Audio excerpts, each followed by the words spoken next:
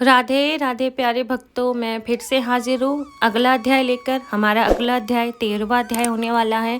जिन प्यारे भक्तों ने, जिन मेरी प्यारी बहनों ने और माताओं ने जो ये पहले के अध्याय अगर नहीं सुने हैं तो इसी चैनल पर जाकर आप माघ महात्म्य के पहले अध्याय भी सुन सकते हैं। तो बिना किसी देरी के शुरू करती हूँ 13वां अध्याय। विकुंडल कहने लगा कि तुम्हारे वचनों से मेरा चित्त अति प्रसन्न हुआ, क्योंकि सज्जनों के वचन सदैव गंगा जल के सदृश पापों का नाश करने वाले होते हैं।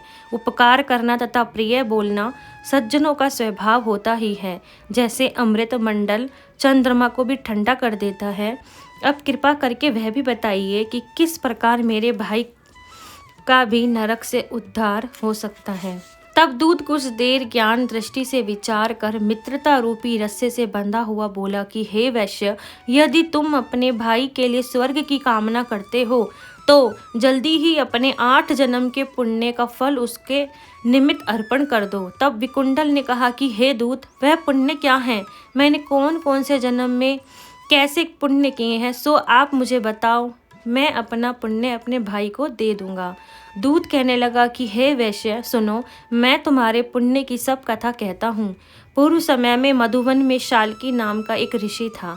वह बड़ा तपेश्वरी, ब्रह्म के समान तेज वाला, नवग्रह की तरह स्त्री रेवती के 9 पुत्र थे, जिनके नाम ध्रुव, शशि, बुध, तार, ज्योतिमान थे। इन 5 ने गृहस्थाश्रम धारण किया तथा निर्मोह, जितामय, ध्यानिष्ठ और गुणातज्ञ यह चारों संन्यास ग्रहण कर वन में रहने लगे।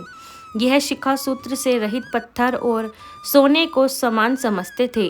जो कोई अच्छा या बुरा उनको अन्न देता वही खा लेते, कोई कैसा ही कपड़ा देता था उसको पहन लेते थे। सदैव ब्रह्म के ही ध्यान में लगे रहते। इन चारों ने व्रत, शीत, निद्रा, आहार सबको जीत लिया था। बस चर अचर को विष्णु रूप समझते हुए मौन धारण करके संसार में विचरते थे।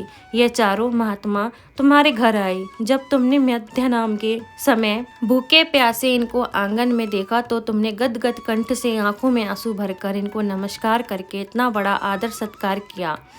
इनके चरणों को धोकर बड़े प्रेम से तुमने इनसे कहने लगे कि आज मेरे अहोभाग्य हैं, आज मेरा जन्म सफल हुआ, मुझ पर भगवान प्रसन्न हुए, मैं सनाथ हुआ, मेरे माता पिता, पत्नी, पुत्र, गो आदि सभी धन्य हैं जो आज मैंने हरि के सरदृश्य आपके दर्शन किए। सो हे वैश्य, इस प्रकार तुमने श्रद्धा से उनका पूजन किया। चरण धोकर जल को मस्तक से लगाया, फिर विधि पूर्वक इनका पूजन करके तुमने इन सन्यासियों को भोजन करवाया। इन सन्यासियों ने भोजन करके रात को तुम्हारे घर में विश्राम किया, ब्रह्मा के ध्यान में लीन हो गए। इन सन्यासियों के सत्कार से जो तुम्हें पुण्य मिला सो मैं भी कहने में असमर्थ हूँ, क्योंकि सब भूतों में प्राणी श्रेष्ठ हैं। प्राणियों में बुद्धि वाले, बुद्धि वालों में मनुष्य, मनुष्य में ब्राह्मण, विद्वानों में पुण्यात्मा, पुण्यात्माओं में ब्रह्मज्ञानी सर्वश्रेष्ठ है। ऐसे ही संगति से बड़े बड़े पाप नष्ट हो जाते हैं। यह पुण्य तुमने अपने पहले 8वें जन्म में किया था।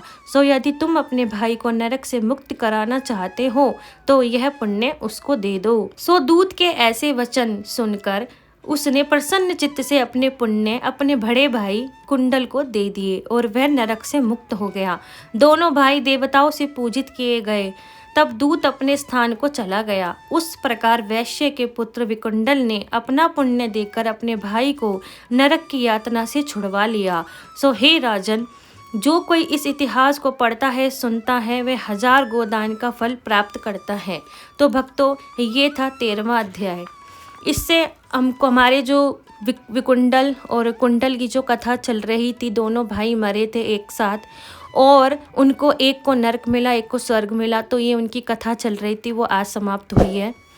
तो इस प्रकार से आप ये कथा सुनकर अपनी फैमिली में, अपने दोस्तों में शेयर कर सकते हैं। माघ महात्म्य का इतना बड़ा पुण्य आप कमाइए और वीडियो शेयर करके पुण्य को कई गुना बढ़ाइए। तो हमारी वीडियो को लाइक ज़रूर कीजिए। कमेंट में माघ महात्म्य की जय करके आप अपना कमेंट शेयर कर सकते हैं हमारे साथ। और मिलती हूँ अगले अध्याय में। और हमारे गोविंद की तरफ से आपको प्यार भरा राधे राधे।